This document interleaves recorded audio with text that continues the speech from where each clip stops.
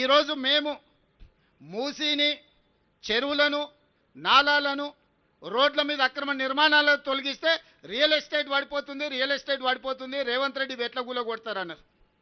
సరేనయ్యా, మరి real estate పెంచుదామని 400 ఎకరాలు ఎవరికో ప్రైవేట్ కంపెనీకి కట్టబెడితే 20 ఏళ్ళు వీళ్ళు వానికి అప్పచెప్తే 20 ఏళ్ళ తర్వాత నేను కొట్లాడి వెనకకి తెచ్చి ఒక పెద్ద ఐటీ పార్కును డెవలప్మెంట్ చేస్తే లేదు ఇక్కడ ప్రకృతిని కాపాడాలి, ఇక్కడ చెట్టు ఉంది, పుట్టు ఉంది, పాము ఉంది, పిట్ట ఉంది, పాములు ఎట్లా బతుకుతాయి, పిట్టలు ఎట్లా బతుకుతాయని ఈరోజు ఆ 400 ఎకరాలను అడ్డుకుంటారు.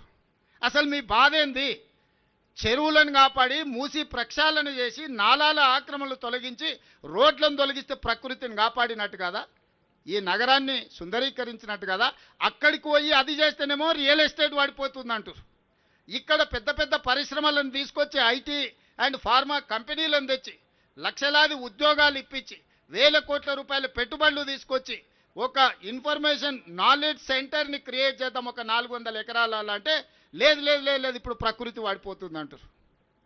అంటే వాళ్ళ ఆలోచనలో ఉన్న ఒక విషం, కడుపు నిండా విషం నింపుకొని ఈ ప్రభుత్వాన్ని ముందుకు వెళ్ళనీయొద్దు, ప్రజలకు మేలు జరగనీయొద్దన్న ఆలోచన స్పష్టంగా ఇందులో కనిపిస్తుంది.